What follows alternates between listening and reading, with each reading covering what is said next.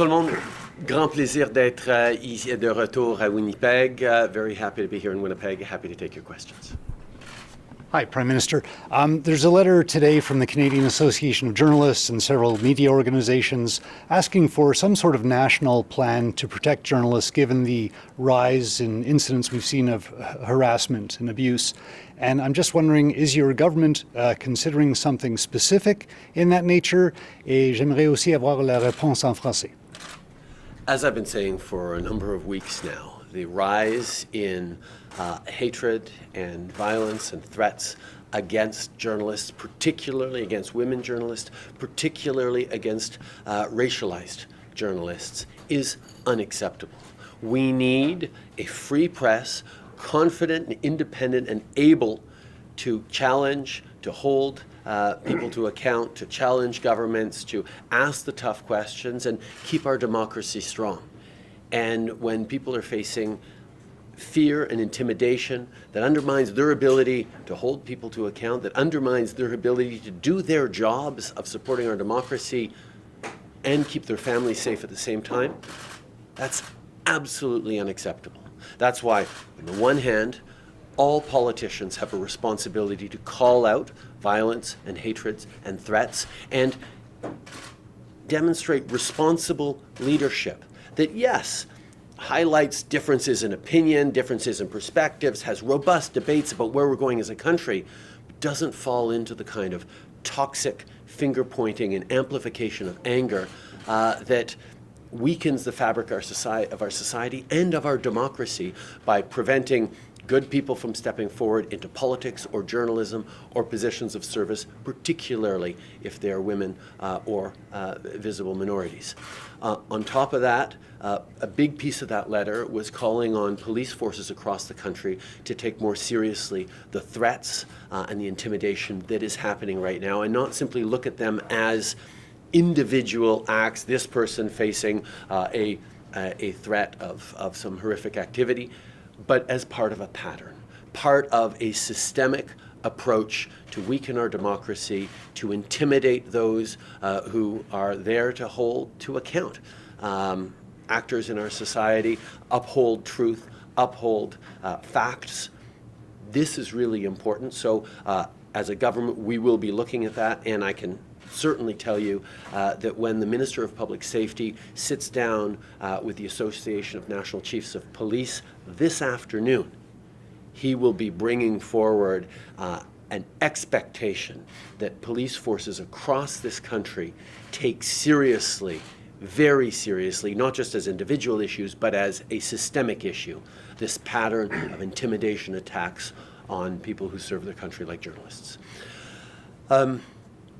Ça fait plusieurs semaines maintenant que je souligne à quel point c'est rendu inacceptable l'intimidation, l'harcèlement, l'agression verbale et autres contre des journalistes, particulièrement des femmes journalistes, particulièrement des femmes, des journalistes de milieux minoritaires ou racisés. Nous devons de comprendre que notre démocratie même est en jeu. La capacité des journalistes de bien faire leur travail, pour poser des questions difficiles et parfois inconfortables, pour être là, pour partager la vérité, pour mettre au défi les citoyens et les instances de pouvoir, est essentiel. Et on est en train de voir un pattern de miner la confiance des gens dans notre démocratie, mais aussi l'habilité de nos journalistes de pouvoir faire leur travail sans peur et sans être inquiets pour le bien-être de leur famille. C'est un vrai problème et ça commence avec l'idée que tous les politiciens doivent être unanimes dans leur condamnation de l'intimidation, de la violence contre ceux qui font leur travail, que ce soit d'autres politiciens ou que ce soit des journalistes. Nous devons de démontrer du leadership responsable qui dit « c'est pas ça le pays, la démocratie qu'on est en train de bâtir ensemble ». En plus de ça, une grande partie de cette lettre soulignait que les corps policiers d'à travers le pays ne prennent pas assez souvent au sérieux les menaces envers les journalistes, les traitent souvent comme des événements isolés et pas de comprendre que ça fait partie d'un ensemble, d'un pattern, d'une approche concertée pour miner l'habilité de notre démocratie de fonctionner, l'habilité des journalistes de faire leur travail pour souligner ce qui fonctionne, ce qui ne fonctionne pas dans notre société, et diminue, à un moment où on en a encore plus de besoin, la voix des femmes, le rôle des communautés minoritaires et des gens qui vont s'immiscer pour servir leur pays, pour servir leur communauté, à un temps où on a besoin justement d'être là les uns pour les autres. Mr. Prime Minister, our Premier and others continue to call on you to pause the carbon tax. Is there any chance of that? We know that Canadians are facing real challenges with increases in the cost of living linked to the global inflation crisis following from the pandemic and the disruption in supply chains, linked to the war in Ukraine and Russia's illegal actions. We know that this is actually forcing us to move faster, to decarbonize faster, to get off our near total reliance on oil and gas so that we can find and develop energy solutions for the future. We are moving towards a net zero world, and the challenges that the world is facing right now around energy means that Canada is extremely well positioned to be a supplier of clean energy in a net zero world. That's the direction we're going in. We will continue to do that, and we will continue to lead on fighting climate change while supporting families. What the Premier and others across the country don't seem to be honest about with Canadians is in the places like Manitoba, where the federal price on pollution applies, average families get more money back from the price on pollution than the extra price on pollution costs them.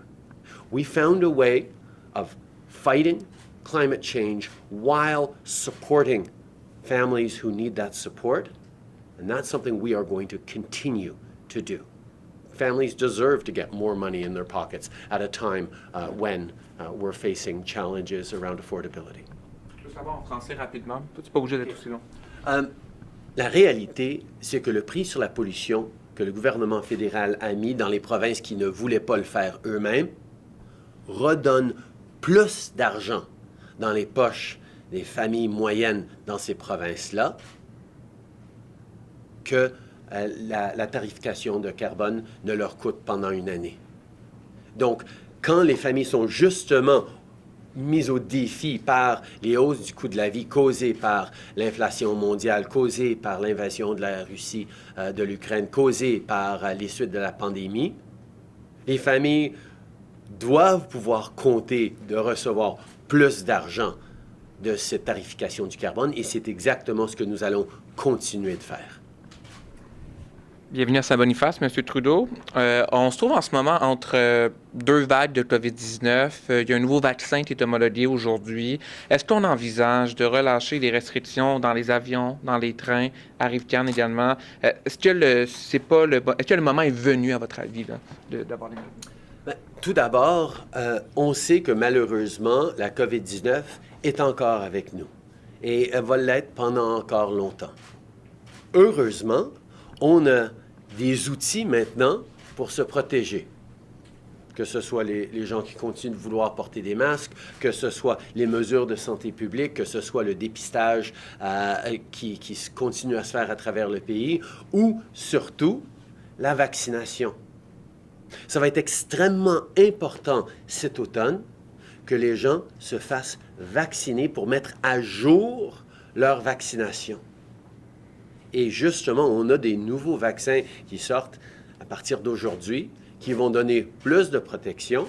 Et les gens qui n'ont pas reçu de vaccination depuis 6 mois devraient planifier d'avoir une autre vaccination pour que, si on rentre dans cet hiver et on sait que les gens commencent à rentrer chez eux, on est moins à l'extérieur l'hiver à Winnipeg, on sait que ça va être important de se préparer au potentiel d'une nouvelle vague qui va venir cet hiver. La meilleure façon de le faire, ça va être de se faire vacciner, de s'assurer que ces vaccinations sont à jour.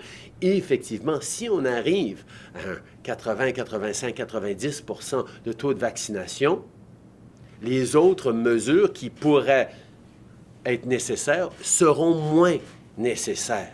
Si les gens choisissent de se faire vacciner, on va pouvoir préserver la vie qu'on apprécie tellement sans mettre en risque nos systèmes de santé qui sont déjà étirés à cause de la COVID. I think one of the most important things to remember is COVID's not done with us yet. We might want to be done with it, but it's still around. And yes, we have a lot more tools, a lot more understanding, a lot more knowledge on how to keep ourselves and our loved ones safe that have allowed us to get back to regular life in a lot of ways for a whole bunch of people. But we also know that as winter comes and as people get pushed back indoors, there is a real risk of another serious wave of COVID. One of the best things we can do to prevent that wave, prevent the pressure on our healthcare systems, prevent provinces from having to take decisions around restrictions and mandates, is to ensure that everyone is up to date in their vaccinations. The recommendation is, you should be up to date in your vaccinations if you have had a dose within 6 months. Everyone who has been a while since their vaccination should look at the fact that we have new vaccines coming out this month that are tailored against Omicron, that will provide better protection, and everyone should get out and get vaccinated. If we are able to hit that 80, 85, 90% of Canadians up to date in their vaccinations, we'll have a much better winter with much less need for the kinds of restrictions and rules that were so problematic for everyone over the past years. But every step of the way, government's responsibility is to keep people safe, to prevent our healthcare systems from getting overwhelmed. And that's where individuals choosing to make sure they're up to date in their vaccinations with these new vaccines is going to help us all get through it and keep life open and free the way we want it to be. Yeah, good morning. People in Peguis First Nation have been evacuated multiple times in the past 10, 15 years because of consistent flooding. Communities in the south have dikes, Peguis does not. What's your government's plan to ensure that next spring there won't be another evacuation? I've had a number of conversations over the years with premiers of Manitoba on this issue. We will always be there as a partner. I know there's a number of conversations ongoing and a sense of urgency around it, and I can simply say that we will continue to be there as a partner in ensuring that we're supporting people in vulnerable communities like that. Prime Minister, you mentioned how Canadians are struggling with inflation right now, and you've touted some of your previous plans like the Canada Child Benefit, old age security, but a lot of Canadians are really, especially those who were worse off before, are really, really struggling right now. What are your government's concrete actions in response to that? We have been acting to support Canadians throughout this pandemic, whether it was with the CERB, whether it was with help for small businesses that got through this pandemic, or whether it's been since we're coming out and we're dealing with this inflation crisis, making sure we're increasing the Canada Child Benefit, increasing OAS for our most vulnerable seniors, increasing support for families with historic childcare announcements that, as I'm going to be emphasizing later today when I visit a childcare center, have saved families hundreds, if not thousands of dollars in their bills to be able to handle the rise in other challenges. We will continue to be there to support Canadians. We're always looking at ways to make sure we're supporting Canadians who need the help, while aware at the same time that we don't want to make inflation worse by overspending from a government perspective. Getting that balance right of supporting those who need support and making sure that our economic recovery happens in the right way without making things worse is what this government is very carefully looking at. On sait qu'il y a trop de familles qui font face à des hausses du coût de la vie. On a été là pour les aider et on continue d'être là pour les aider, que ce soit avec des réductions massives des coûts de places en garderie, que ce soit des augmentations pour l'allocation canadienne aux enfants, pour l'aide aux aînés. On va être là avec d'autres mesures aussi. On sait que les gens les plus vulnérables ont besoin de plus d'appui. Puis on va continuer à regarder ce qu'on peut faire et être là pour les aider. Mais évidemment, on veut s'assurer que notre reprise économique soit forte et claire et qu'on fasse rien qui empire, qui pourrait empirer la crise de l'inflation aussi. Hello, Mr. Prime Minister. I have a question on behalf of one of my colleagues. So, in the prairies, conspiracy theories are being echoed by some provincial leaders and federal candidates. Do you feel that your government is doing enough to counter beliefs that are driving these conspiracy theories? Well, I think when politicians choose to engage with citizens, when politicians engage with citizens, with communities, they need to do so responsibly. We all need to be careful about how we're amplifying conspiracy theories, how we're feeding into mistrust and anger. We need to deal in facts. We need to deal in responsible leadership. Unfortunately, there are people looking for shortcuts, realizing that if you make people angry, they will be mobilized. But anger doesn't build a country. Anger is not what settled the prairies. Anger is not what has led so many people across this country to build strong communities and a better future. You do that with hard work. You do that by listening to each other and learning. You do that by agreeing on the fundamentals that we can work on together, not inventing facts and stories to try and divide people. I think Canadians are increasingly aware of the need for responsible leadership that doesn't pretend there are simplistic solutions to every complex problem. We need to remain true to who we are as Canadians. Open, engaged, thoughtful, willing to roll up our sleeves and work hard for ourselves, for our family, for our community, and for our neighbors. That's the reality of this country, and that's what responsible leadership means. Merci tout le monde. Merci.